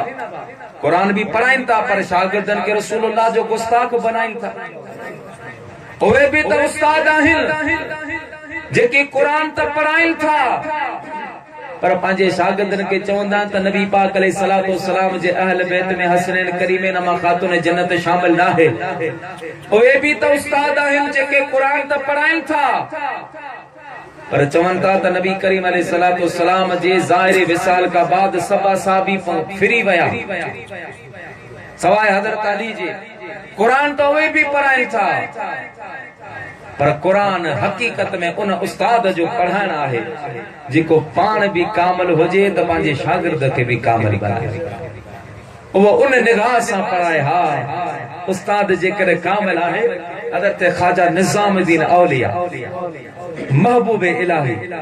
ख्वाजा निज़ामुद्दीन रहमतुल्लाह अलैह नंढड़ो आहे यतीम आहे बाबो वफ़ात करे अमर वठी आई मदरसे में मौलवी साहब ने चयो अची मौलवी साहब मुंहिंजो बच्चो आहे इनखे कुरान पढ़ाए। सुभान अल्लाह। हज़रत महबूब सुभानी कुतुब रब्बानी सैयदना अब्दुल कादिर जीलानी बुनियत तालिबीन में फरमायो जे वक्त में वालिद या वालिदा या बई पंहिंजे बच्चे के बान का वठी मदरसे में वेंदा आहिनि मकतब में वेंदा आहिनि कुरान पढ़ाइण वेंदा आहिनि मौलवी साहब या मुअल्लिमा खे चवंदा त असांजे बच्चे खे असांजी धीअ खे असांजे पुट खे कुरान पढ़ा। महबूब सुबानी तो फरमाए तो वो उस्ताद पांजे शागिर्द के तख्ती ते जदे बिस्मिल्लाह पढ़ाईंदो आ हेडा बच्चो बिस्मिल्लाह पढ़ंदा होडा अल्लाह ताला उन जे मां पे जी माफी जो ऐलान फरमाए छडींदो मां पे जी माफी जो ऐलान फरमाईंदो आहे। प्यारा दोस्तो अमर वठी आई हजरत ख्वाजा निजामुद्दीन औलिया महबूब इलाही के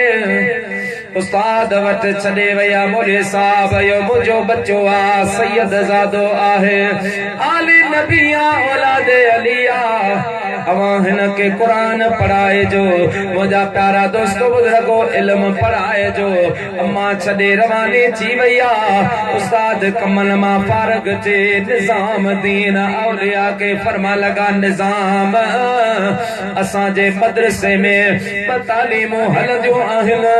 जे चमी त तोके मुहिब बनायो चमी त तोके महबूब बनायो। अल्लाह ताला पंहिंजे वली निकिरे केॾी ताक़त ॾिनी आहे ऐलान करे पिया ॿुधनि चमी त मुहिब बनायो चमी त महबूब बनायो। अल्लाह तबारक व तआला पंहिंजे प्यारनि खे इहो कमाल ॾींदो आहे। हज़रत निजामुद्दीन औलिया रहमतुल्लाह अलैह उस्ताद के फरमाई कि बेला मां पंहिंजी मां जो अकेलो बच्चो मुको भी फैसलो अम्मा जे मुशावरत बगैर कोन कयो मूंखे इजाजत ॾे त मां मां खां पुछी अम्मा चवंदी पंहिंजो निकिता हिकिड़ो मजज़ूब मदरसे जे दरवाजे ते वेठो हूंदो जॾहिं खां आयो दहली में कंहिंसां न ॻाल्हाई हुई न सलाम कई न कंहिंजे सलाम जो जवाब ॾिनो हुई वो जो मजज़ूब वेठो हूंदो पंहिंजी मस्ती में अजो महबूब इलाही जो वञे पियो निजामुद्दीन मां खां पुछण त मां मुहिब बणिजां या महबूब निजामुद्दीन अॻियां निकितो पुठियां मजज़ूब सॾु कयुसि निज़ाम उस्ताद वॾो सवाल कयो आहे अम्मा के चए सोची समझी जवाब दे। पान घर आया मड़ बेचे आ फरमा लगे पुट पढ़ी आए अर्ज कन लगो मुझे अम्मा न्यामा अल बाता साबे कान पढ़िया अना उस्ताद कायदो भी कोन पढ़ायो आया तख्ती भी कान पढ़ाईया उस्ताद चयो आ त वंज पंज तोके मुहिब बणजणो या महबूब बणजणो आहे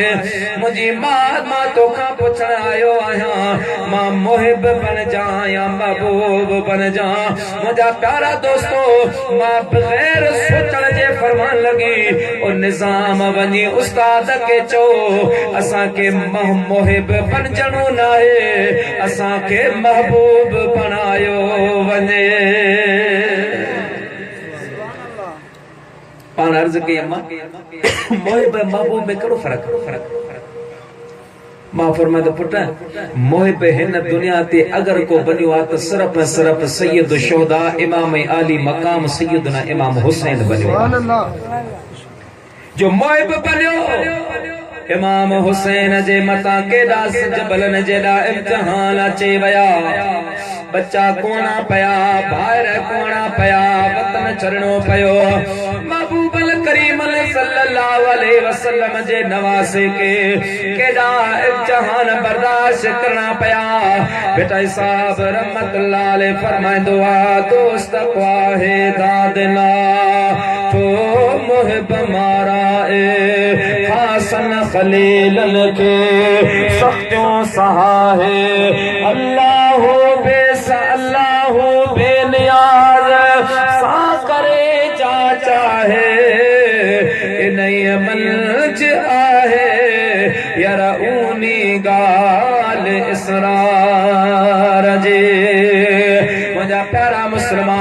भाइरो हजरत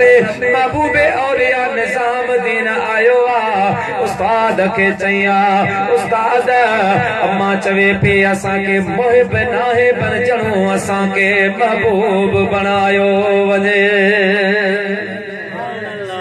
उस्ताद उहे सबक पढ़ाया उहे मारुफत जा रस्ता दिखारिया उन मकाम ते निजामुद्दीन औलिया रहमतुल्लाह अलैहि पहुतो जो एक मर्तबा हजरत अमीर खुसरो रहमतुल्लाह अलैहि जेको निजामुद्दीन औलिया जो मुरीद खलीफा उन जी मुलाकात हजरत बू अली कलंदर सां थी त बू अली कलंदर फरमायस अमीर खुसरो दे खबर तो मुरीद के जो अर्ज कन लगो कबिला मा मुरीद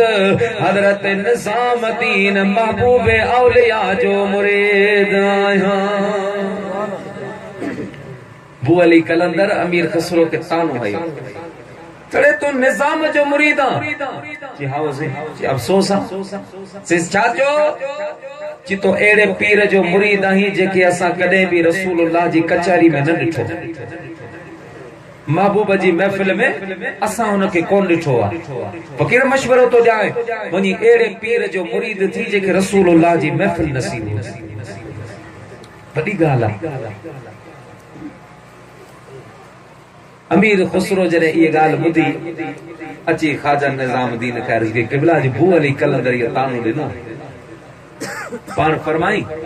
पुट तो बू अली रा सुभानी वच चेजो तो साईं लाजमी कोने तो मुझे मुर्शिद के आवाजे न दिठो तो उते मुझो मुर्शिद न होजे मुमकिन आ के कोने में के पासे में बैठल होजे आवा न दिठो होजे आवा मके महबूब जी दरबार में वठी हलो त मां हली दिसा तलाश करया पोजे मुझो महबूब मुर्शिद मिलियो त ठीका वरना मां सुबाने बैयत टोड़े तो बू अली जो मुरीद थी पो फकीर जे तो के साईं दा वठी वने त पो भले वन मुके उते गोल जा जे करे मां मिला त ठीका वरना तो के इजाजत तू बू अली जो मुरीद थी वल जा मुझा प्यारा मुसलमान भाइरो अमीर खुसरो हले आयो अचे बू अली कलंदर के चया क़िबला मुझे मुर्शिद के आवाजे न दिठो आहे का गाल काने का अवाम के महबूब जी दरबार में वठी हलो मां हली उते तलाश करा जे मुझो मुर्शिद मिलो त ठीका वरना मां सुबानी तो बू अली जो मुरीद थींदस बू अली कलंदर फरमायो ठीका तो शाम जो अच जा मां तो के महबूब जी दरबार में वठी हलंदस जी महबूब जी दरबार आए किथे महबूब जी दरबार आए किथे से फरमा लगा फकीर इयो सवाल तो न कर शाम जो अच जा पर जे कने मुखा पुछी तो मुखा जे कने सवाल करी तो मां त हिया चवंदस हिन जबल खां हेठ लहबो ओ मदीनो मीर जो हे खजल जो माग लंघबो ओ मदीनो मीर जो हिन जबल खां हेठ लहबो हिन जबल खां हेठ लहबो ओ मदीनो मीर जो हे खजल जो पाक लंघबो ओ मदीनो मीर जो हे खजल जो पाक लंघबो ओ मदीनो मीर जो निकरे नखलस्तान मां पुजदा सुखाने खुवते पुजदा सुखाने खुवते उत वेही आराम वठबो उत वेही आराम वठबो ओ मदीनो मीर जो हे खजल जो पाक लंघबो ओ मदीनो मीर जो हिन जबल खां हेठ लहबो हिन जबल खां हेठ लहबो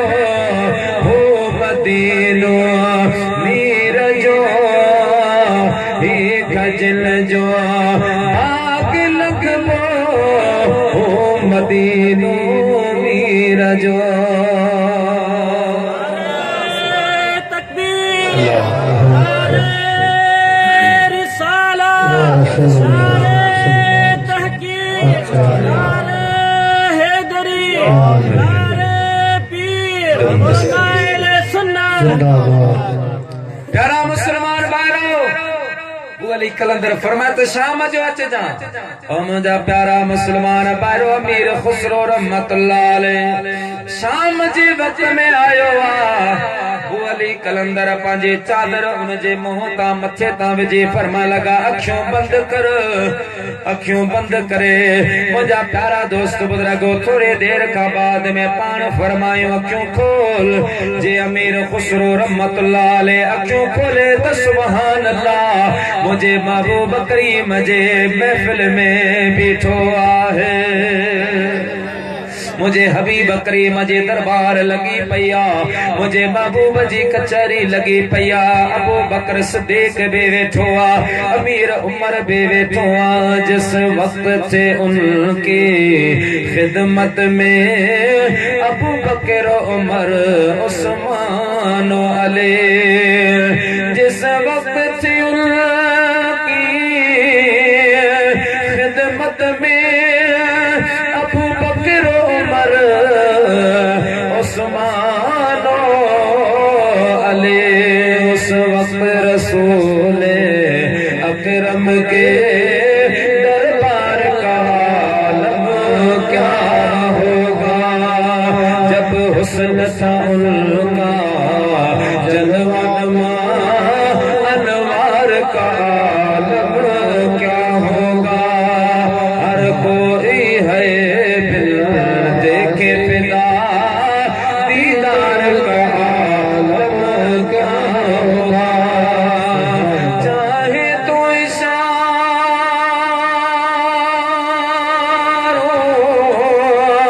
से अपने काया ही पलट दे दुनिया की, ये शान है खिदमत गारों की, सरदार का आलम क्या होगा। महबूब जी बारका में पोतवा पर मुझा प्यारा मुसलमान भाइरो, वो अली कलंदर तकड़े कोने में वही रहियो आ, पर अमीर खुसरो तलाश में लगो पियो आ। केडी मल हिन कोने में केडी मल हुन कुंड में, अचानक मुझे महबूब पाक जी निगाह पईया। मुझे हबीब फरमायो बू अली यो के वठे आयो आहे। मुझा प्यारा मुसलमान भाइरो, बू अली अर्ज कयो राणा यो निजाम दीन औलिया महबूब इलाही जो मुरीदा जेको पंहिंजे मुर्शिद के गोलण आयो आ। मुझे महबूब करीम मुर्के पया पान फरमायो बू अली मां मुस्तफा जे हिकड़ी त महफिल नाहे, कायनात जे ज़रे ज़रे में मां मोहम्मद जूं महफिलूं आहिन। सुभान अल्लाह। नारे तकबीर, नारे रिसालत, शान मुस्तफा। सुभान अल्लाह, सुभान। वो अली कायनात जे ज़रे ज़रे में मां मुस्तफा जो महफिलूं आहिन, दिखारणियूं आहिन। वनी वो अली कलंदर जे निजाम दीन औलिया जे मुरीद के आसमान वारियो ज़मीन वारियो आसमान वारियो महफिलों लिखार,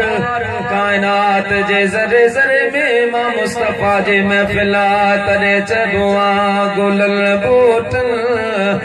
गुलशन जे बहारन में मोहम्मद आ। गुलन बूटन गुलशन जे बहारन में मोहम्मद आ। सरापा हुस्न दर्दिय जे निज़ारन में मोहम्मद आ। गुलन बूटन गुलशन जे बहारन में मोहम्मद आ। मोहम्मद मोहम्मद आ जहां जे ज़र ज़र में नजर जा दे कयम तादे नजारन में मोहम्मद आ। नजर जा दे कयम तादे नजारन में मोहम्मद आ। सुभान अल्लाह। फिर आसमान ते वया उते मुझे महबूब जी महफिल लगे पया उते भी औलिया अब्दाल पंजे शान मुताबिक वेठा उते भी निजाम दीन कौन मिलो बे आसमान ते आसमान ते हलंदे हलंदे जने सते आसमान ते पहुता दिसत सुभान अल्लाह इते वडी महफिल काने का टे शख्सियतों वेठलो आहिन विच में नबी जो सरदार आमिना जो लाल वेठो साजे पासे पीरन जो पीर सुनो अब्दुल कादर जिलानी वेठो खबे पासे हजरत महबूब इलाही ख्वाजा निजामुद्दीन औलिया वेठो है निजामुद्दीन औलिया वेठो मुझा प्यारा मुसलमान भाइयो बोली कलंदर जेको जमीन का आसमान ताईं मुझे महबूब जू महफिलो ॾिसंदो आयो जॾे सते आसमान ते मुझे महबूब करीम जी कचारी ॾिठी तॾे दाहन करे वई चवण लॻो मुस्तफा शान अव्हां जो शाइया मुस्तफा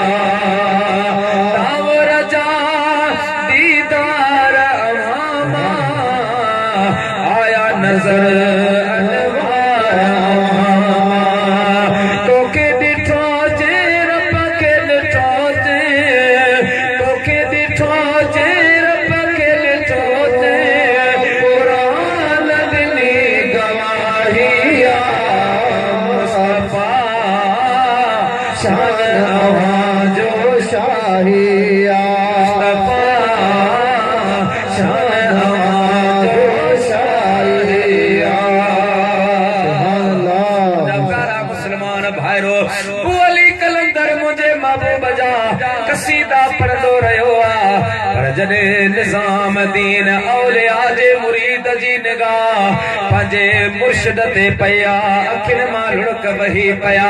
मुझा प्यारा खुशी जे आलम में अर्ज कर लगो मुझा साईं जदे पेरी जमीन ते आसमान ते बेटे आसमान ते तोखे कोन ॾिठम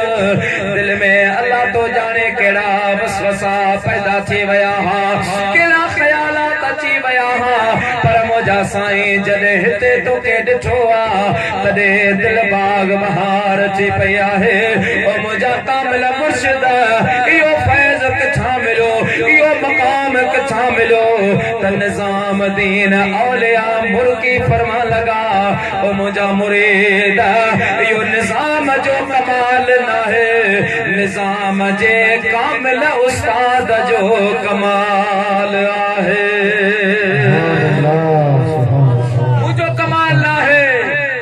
उस्ताद जो कमाल जे मां निजामुद्दीन औलिया के जमीन खां आसमान ते पहुंचायो आहे मुझा प्यारा दोस्तो दुनिया अंदर भी फैज उन शागिर्दन के मिलंदो आहे जेके उस्तादन जा खिदमत गुजार हूंदा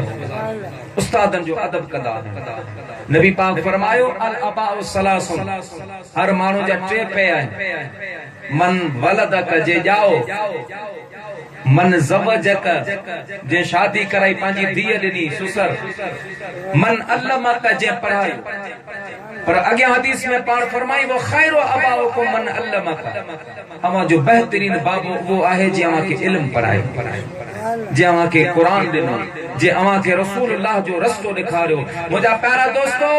जेकी दुनिया अंदर पंहिंजे उस्तादन जो अदब कंदा आहिनि खुदा जो कसम आहे मुंहिंजी त अखियुनि जो मुशाहिदो आहे मुझे अखियुनि जो मुशाहिदो आहे असां सां गॾु पढ़ण वारा कई अहिड़ा तालिब इल्म हा जेके असां मदरसे जी ज़बान में मरफू कलम चवंदा हुआसीं यानी उस्ताद उन खां सबक पुछंदो ई कोन हो छो जॾहिं बि पुछंदो यादि ई कोन हूंदो पो उन हिकड़े जे करे असां सभिनि जे मथां अल्लाह जी रहमत नाज़िल थींदी। साईं मोहम्मद जान वटि जेके पढ़िया हूंदा मूंखे ख़बर आहे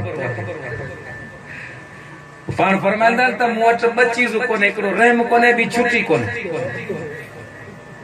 ऐं अल्हम्दुलिल्लाह उन ज़माने में त अल्लाह छा सोचींदा हुआसीं, पर अॼु ख़ुदा जो कसम आहे असां त छा, पर असांजो ख़ानदान बि साईं मोहम्मद जान खे दुआ ॾींदो आहे। इहो अहले सुन्नत व जमात जो क़ाबिल क़दर क़ाबिल फ़ख्र इदारो आहे। दुआ करियो तां क़यामत अल्लाह पाक उनखे जारी ऐं सारी बनाए। पर अहिड़ा शागिर्द जेके मरफू कलम यानी कुछ कोन ईंदो हो, पर उस्तादनि जी सोबत में रहिया, उस्तादनि जी अक़ीदत में रहिया। ख़ुदा जो कसम आहे उन शागिर्दनि खे मूं हिदायत पढ़ाईंदे ॾिठो, कंज़ दक़ाइक़ पढ़ाईंदे ॾिठो। चोड़े तोखे इबारत पढ़ण कोन ईंदी, तूं साईं खां डिॼंदो वएं तो कुंड में वेंदो, हिदायत पढ़ाई कीअं पियो? चयई ख़ुदा जो कसम जॾहिं मदरसे में तदरीस जे लाइ मूंखे मुक़ररु कयो वियो, आ पाण मां बिल्कुलु मुतमिन ई कोन हुयुसि, मूंखे ख़बर पढ़ाए कोन सघंदुसि। पर उस्तादनि जी का अहिड़ी निगाह थी वई, मूं किताब पढ़ियो, ॼण त इहो किताब अल्लाह तबारक व तआला मुंहिंजे सीने में महफ़ूज़ करे छॾियो आहे। और उन टाइम जेके उस्ताद पढ़ाई में ॻाल्हियूं ॿुधायूं हुयूं उन वक़्तु त यादि कोन हुयूं, पर हींअर जो किताब खोलियमि त सभु मुंहिंजे ज़हन में अची वई। उस्तादनि सां जेका वफ़ादारी आहे उहा दुनिया में बि कमु ईंदी, क़बर में बि कमु ईंदी। अल्लाह पाक तव्हांखे ऐं असांखे पंहिंजे उस्तादनि जो वफ़ादार बनाए। या नबी सलाम।